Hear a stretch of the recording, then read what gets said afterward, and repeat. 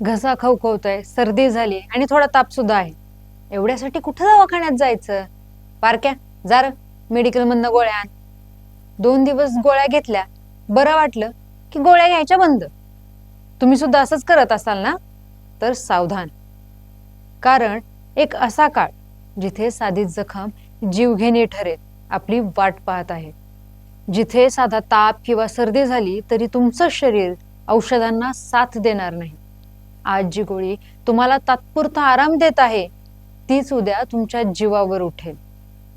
शास्त्रज्ञ यालाच अदृश्य महामारी, द इनव्हिजिबल पॅन्डेमिक असे म्हणतात, ज्याचं नाव आहे AMR, अँटीमायक्रोबियल रेझिस्टन्स म्हणजेच सुपरबग. भारतात दरवर्षी साधारण 3 लाख लोक या संकटामुळे आपला जीव गमावत आहेत. पण हे नक्की घडतंय कसं? चला जाणून घेऊयात आजच्या भागात. नमस्कार, मी गायत्री स्वामी आणि आपण पाहत आहात सकलम. आता सगळ्यात महत्वाचा प्रश्न, AMR नावाची गोष्ट आपल्या शरीरात नेमकी तयार तरी कशी होते? आपल्या शरीरात कोट्यवधी बॅक्टेरिया असतात, काही चांगले तर काही आजार करणारे. जेव्हा आपल्याला ताप थंडी झालेली असते तेव्हा पहिल्यांदा आपण मेडिकलच्या गोळ्या खातो आणि नाहीच बरं वाटलं तरच दवाखान्यात जातो. इथेच खरी मेक आहे. ताप थंडी हे सामान्यतः व्हायरल इन्फेक्शन असतात आणि मेडिकलवाला देतो ते अँटीबायोटिक, जे बॅक्टेरियावरती तरी प्रभावीपणे काम करतात. त्यामुळे 2 दिवस बरं वाटतं, मग गोळ्या खायच्या पण बंद करतो. आणि अँटीबायोटिक ही गोळी वाईट बॅक्टेरिया मारायला दिली जाते. पण अडचण तेव्हा सुरू होते जेव्हा आपण डॉक्टरांचा सल्ला न घेता गोळी घेतो, औषधांचा कोर्स अर्ध्यावरच सोडतो किंवा गरज नसताना अँटीबायोटिक घेतो.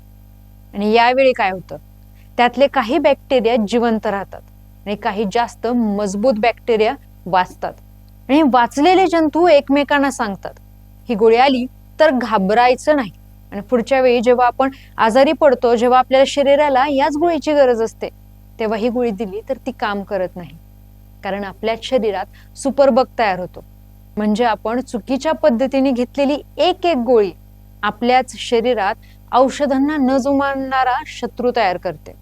आणि हीच प्रक्रिया म्हणजे अँटीमायक्रोबियल रेझिस्टन्स. हे झालं शरीरातच निर्माण होणाऱ्या सुपरबग बद्दल.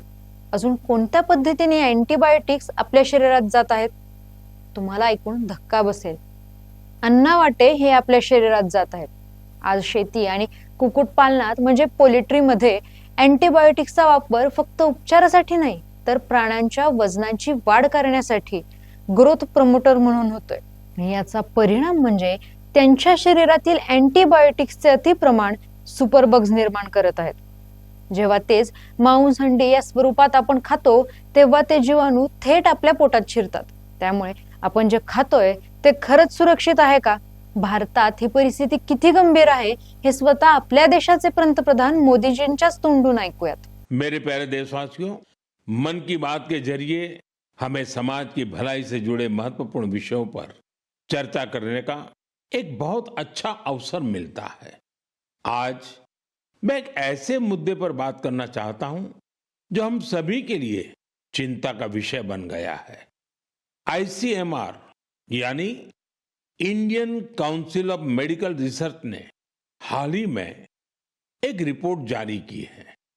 इसमें बताया गया है कि निमोनिया और UTI जैसी कई बीमारियों के खिलाफ एंटीबायोटिक दवाएं कमजोर साबित हो रही है.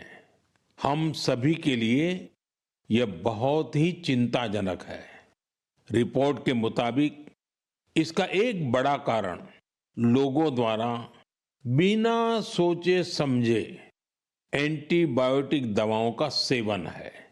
एंटीबायोटिक ऐसी दवाएं नहीं हैं जिन्हें यूं ही ले लिया जाए. इनका इस्तेमाल डॉक्टर की सलाह से ही करना चाहिए. आजकल लोग यह मानने लगे हैं कि बस एक गोली ले लो, हर तकलीफ दूर हो जाएगी. यही वजह है कि बीमारियां और संक्रमण इन एंटीबायोटिक दवाओं पर भारी पड़ रहे हैं. मैं आप सभी से आग्रह करता हूं कि कृपया अपनी मनमर्जी से दवाओं का इस्तेमाल करने से बचें.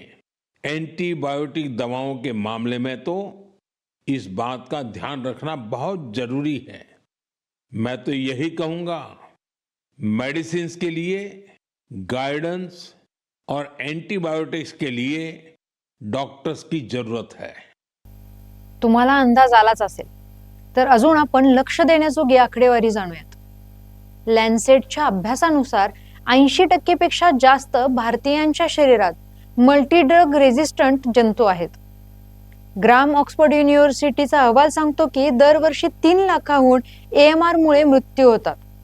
2004 देशांपैकी भारताचा AMR मृत्यू दरात जगात 57वा क्रमांक आहे.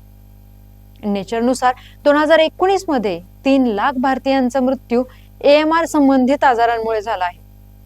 हे आकडे फक्त कागदावरचे नाहीत. उद्या ती व्यक्ती आपल्या घरातली असू शकते. आज भारतात असे काही बॅक्टेरियल इन्फेक्शन्स आहेत जी AMR मुळे सुपरबग्स बनत चालली आहेत. त्यात प्रामुख्याने टायफॉइड. एकेकाळी साध्या औषधांनी बरा होणारा हा ताप आता इतका जिद्दी झालाय की अनेकदा महागड्या इंजेक्शन शिवाय रुग्ण बरा होत नाही. दुसरं आहे युरिनियर ट्रॅक्ट इन्फेक्शन. महिलांमध्ये अत्यंत सामान्य असणारा आजार. वारंवार चुकीचे अँटीबायोटिक्स घेतल्यामुळे आता सामान्य औषधं यावर काहीच काम करण्याशी झाली आहेत. तिसरा आहे न्यूमोनिया. फुफ्फुसांचा हा आजार क्लबिएला न्यूमोनी सारख्या बॅक्टेरियामुळे होतो. आज न्यूमोनिया या औषधांना दाद देत नाहीये. त्यामुळे रुग्णांना ICU मध्ये भरती करण्याची वेळ येऊ लागली आहे. चौथं आहे ते क्षयरोग, TB. भारतात मल्टीड्रग रेझिस्टन्स TB चे प्रमाण वाढतंय, जिथे साधी औषधं निकामी ठरतात आणि उपचार कित्येक महिने चालतात. आणि यामुळे हॉस्पिटलचा खर्च देखील मोठ्या प्रमाणात वाढलेला आहे. यात दोष कोणाचा? थोडं काही दुखलं खुपलं की लगेच आपण शेजारच्या मेडिकल मधून गोळ्या आणतो. म्हणून लोकांचा दोष आहे की आपली आरोग्य व्यवस्था इतकी महाग आहे की आपण कमी खर्चाचा उपाय निवडतो. म्हणून यात सरकारचा दोष आहे. पण गोष्ट दोषी कोण आहे ठरवून संपत नाही. कर्नाटक सरकारच्या गुप्त सर्वेत निदर्शनास आले आहे की 80% मेडिकल स्टोअर्स विना प्रिस्क्रिप्शन अँटीबायोटिक विकतात.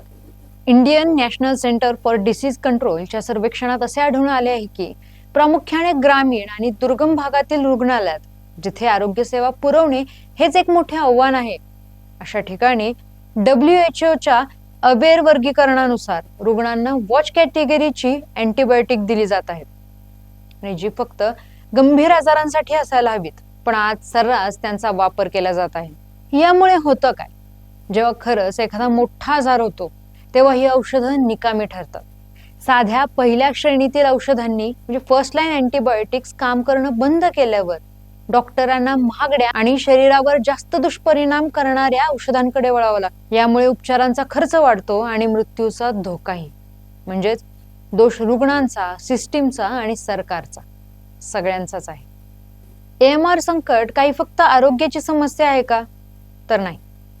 AMR मुळे 2030 पर्यंत भारताच्या GDPला 1 ते 3.4% एवढा आर्थिक फटका बसेल. कोविडने आपल्याला दाखवलंय की अदृश्य महामारी काय करू शकते. सुपरबग्स म्हणजे पुढचा कोविड, फक्त जास्त शांत आणि जास्त घातक. यावर नक्की उपाय काय? तर AMR वरचा उपाय एकदम साधा आणि सरळ आहे. उपचारांपेक्षा प्रतिबंध महत्वाचा. सिस्टीम पातळीवर टेस्ट सुविधा वाढवायला हव्यात. औषध विक्रीवर कडक नियंत्रण असायला हवे. शेती आणि उद्योग क्षेत्रात प्राण्यांमध्ये अँटीबायोटिक्सचा मर्यादित वापर. फार्मा वेस्टवर नियंत्रण ठेवणे गरजेचे आहे. भारताने 2017ला नॅप AMR प्रोग्राम सुरू केला, ज्याचा उद्देश अँटीबायोटिक्सचा अतिवापर आणि गैरवापर रोखणं हा आहे. 2025 ते 19 साठी नवीन कृती आराखडा म्हणजे नॅप AMR 2.0 राबवली जाईल. लॅन्सेटनेही एक उपाय सांगितला आहे, ज्याला 10, 20, 30 टार्गेट असं म्हणतात. 10% मृत्यू कमी करणे, 20% अँटीबायोटिक्सचा मानवी शरीरात वापर कमी करणे आणि प्राण्यांमध्ये अँटीबायोटिक्स 30% पर्यंत कपात करणे. हा लढा केवळ सरकारचा नाही, तर तुमचा आणि माझाही आहे. आपल्याला फक्त 3 साध्या गोष्टी करायच्या आहेत. पहिली, डॉक्टरांच्या सल्ल्याशिवाय अँटीबायोटिक्स घेऊ नका. दुसरी, औषधांचा कोर्स अर्ध्यावर सोडू नका. एक्सपायरी झालेले औषध घेऊ नका. आणि तिसरी गोष्ट आहे, स्वच्छता पाळा, वारंवार हात धुवा, जेणेकरून संसर्गच होणार नाही. पण हे कागदावर न राहता आपल्या वागण्यात उतरायला हवं. देशाची खरी संपत्ती हे सुदृढ नागरिक असतात. आणि आपल्याला माहितच आहे, आपली खरी संपत्ती म्हणजे आरोग्यम धनसंपदा. सुपरबग्स ही एक अदृश्य लढाई आहे. यात आपली छोटीशी खबरदारी उद्याच्या पिढीचे प्राण वाचवू शकते. आजच सावध होऊया, कारण अँटीबायोटिक्स टिकले तरच आपण टिकू. वेळेवर जागे होऊयात आणि आपलं आणि आपल्या पुढच्या पिढीचं भविष्य वाचवूयात. AMR संकटाबद्दल तुम्हाला काय वाटतं हे आम्हाला कमेंट बॉक्समध्ये नक्की सांगा.